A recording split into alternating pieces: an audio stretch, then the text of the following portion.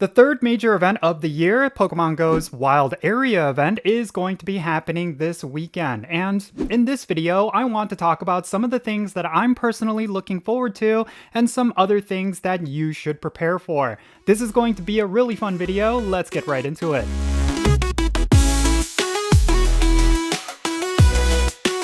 Alright, what's happening everyone? Jinsula here with a brand new Pokemon GO video. I hope your day is going really well, and let's get right into it. So the Wild Area event, the global version of this event is going to be kicking off really soon, and for some people you might have already started the Wild Area event by the time you watch this video, but I'm really excited about this event. I feel like when Niantic debuted the Wild Area event last year, it was something that a lot of players were very suspicious on whether or not it would be a huge success, and it turns out it was a really solid event.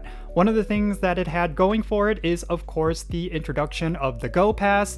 That was the first time we had this new thing. Of course, up till now, it's kind of become a mainstay in Pokemon Go. It's kind of like a thing that you're constantly working towards, whether or not you pay for the deluxe edition.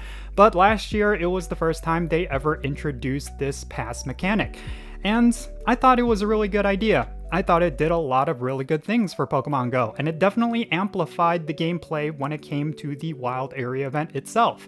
I think a lot of players were out and about grinding, doing a whole bunch of raids, max battles, catching mighty Pokemon, all that good stuff, and it was a really great time. And that is specifically one of the things that I am looking forward to when it comes to this weekend, and that is to work on my Go Pass. This is specifically the Go Pass for the Wild Area event. Of course, there's multiple Go Passes that we have at a time right now, but the Wild Area event Go Pass, I actually purchased the deluxe edition this time. Last year, I didn't really care for the lucky trinket, but this time I really wanted that silver bottle cap, so because of that, I actually put some money into Pokemon Go in order to get that one item. So I'm going to be working on that. That's going to be my main goal for this weekend. Even though I won't be able to participate for the entire duration of the Wild Area event, I'm still going to grind it out as much as I can so that I could complete this Go Pass and get that item. So yeah, that is one of the major things that I'm looking forward to, and if you did not buy the deluxe edition, unfortunately you will not have access to the silver bottle cap, but it might actually be worth the money. If you're willing to fork up some money to get the Go Pass Deluxe, you might as well do it. It's probably going to be even more valuable than the ticket itself for the event, but that's just my own personal opinion. I fortunately have both, so yeah, I think this weekend is definitely going to be worthwhile because of that.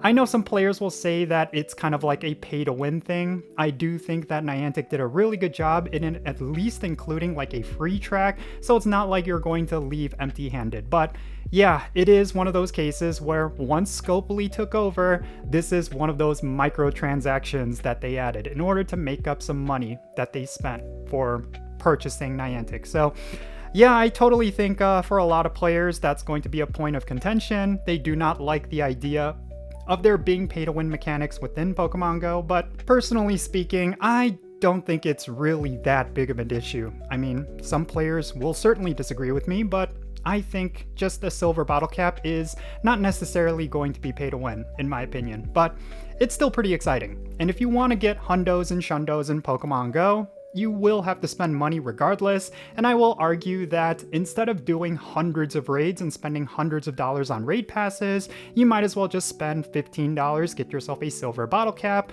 and then power up one of your Pokemon to get it to a hundo. I think that's probably the better way and probably the more cost-efficient way. So if you look at it that way, I think the Go Pass is definitely worth it, especially if you're someone who just spends boatloads of money on raid passes anyway. So yeah, that's just my own personal opinion.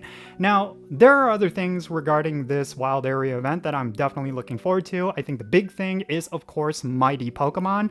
And the reason why I purchased the event ticket is because, well, if I come across a mighty Pokemon, I would like it to have a higher shiny rate. And for ticket buyers, that is exactly what they get. That's one of the perks of buying the event ticket, is that you have a boosted shiny rate for these extremely powerful Pokemon. And the thing is, with mighty Pokemon, I thought it was a genius idea. Of course, it takes on some of the themes from the mainstream games. I think it was Pokemon Legends ZA, or it was Pokemon Scarlet and Violet, where they had the wild area in those games, and they had mighty Pokemon in there as well. So it's essentially just a huge crossover into Pokemon Go, and it totally makes sense.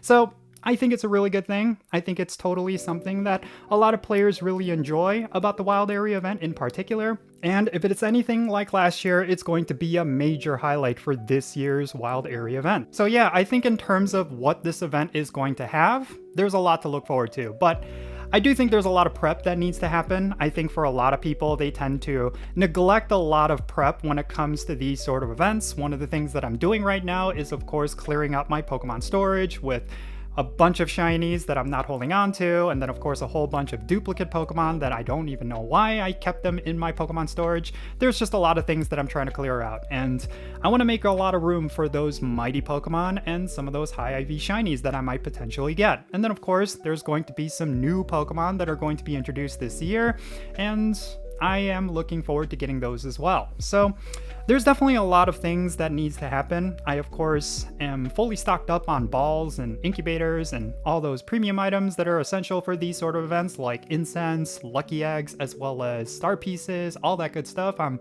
holding on to a whole bunch of them just for this event specifically, and I think once the event starts, there's just going to be a lot of grinding because, like I said earlier, my focus is going to be specifically on the Go Pass. I want to get that silver bottle cap, lock it in before the end of the event, and then afterwards I'll focus in on catching mighty Pokemon and a whole bunch of other things, like of course the new Pokemon Grimmsnarl and all that good stuff. So yeah, I think this is going to be a fun weekend. I think this is going to be a really good time for the average Pokemon Go player, even if you're free to play, even if you're very casual. I think this is going to be one of those experiences that's going to be a lot more positive than usual. So yeah, I think one thing you should do is look on Niantic Campfire, see if there's a community that's nearby that's going to be grinding it out at a hotspot. Take a look and communicate to people. I think Niantic Campfire is actually one of the most underutilized apps. It's actually a really great app. And I've even heard a lot of people who live in like rural areas use Niantic Campfire to find communities and actual raid groups. It's a really great tool, and you should definitely download it and use it because when it comes to an event like this, specifically the Wild Area event, it's always played better within a large community. So yeah, that's definitely something I suggest when it comes to this event, and I think in general, you're going to have a much greater time if you are able to find a community as well as some hotspots where you could play. And yeah, that's pretty much all my thoughts regarding the Wild Area event. Of course, there's nothing really too much else going on in Pokemon Go right now. I feel like Niantic tends to be very quiet before these sort of major events, and then afterwards they announce a whole bunch of really cool stuff, and I think that's something that's on the horizon. But essentially right now the game is kind of essentially stabilized, you know? I think a lot of players are focusing in on leveling, and then of course there's a whole bunch of other things that are going on, like a whole bunch of different raid battles, but there's nothing really exciting, I feel. It's really just the Wild Area event. That's kind of like the major focus right now, and that's totally okay. But I think once the Wild Area event is done, then we're going to see a lot of stuff get announced for Pokemon Go, especially when it comes to next year's Go Tour event, which of course is going to be the first thing that's going to be in 2026. So yeah, I'm looking forward to that as well. But in any case, that's going to be it for this video. Definitely share your thoughts regarding the Wild Area event down below. What are you doing to prepare for this event? What is something with this event that you're looking forward to? Definitely share what that is. I would definitely like to know. And yeah, let's have a great discussion. And thank you so much for making it all the way to the end of this video. I really hope you enjoyed it, and if you did, make sure you hit that like button, subscribe if it's your first time here. Don't forget that notification bell as well, so you know exactly when I upload videos. And real quick, let me give a shout out to every single one of my patrons on Patreon. You make this channel content possible. If you want to support the Content Soul channel, the best way you could do that is going to be by joining my Patreon. And if you decide to become a paid Patreon member, I'm actually going to personally add you to my Pokemon Go friends list. So that means for stuff like remote raids, the friendship system, opening and sending gifts, all that good stuff, especially related to the Wild Area event. If you want to play Pokemon Go with me, then make sure you go and check out my Patreon. I'll put a link to it in the description below. And if you want to support my channel in a completely different way, you're always welcome to do so by following me on social media. My handle is @Jinsula, just like you see on the screen. I'm at the platforms that you see on the screen. Make sure you go there and give me a follow. And that's going to be it for this video. I'm Jinsula. Be safe, have fun, have a really good time, and a very safe time this weekend with the Wild Area event, and I'll catch you all later. Jinsula.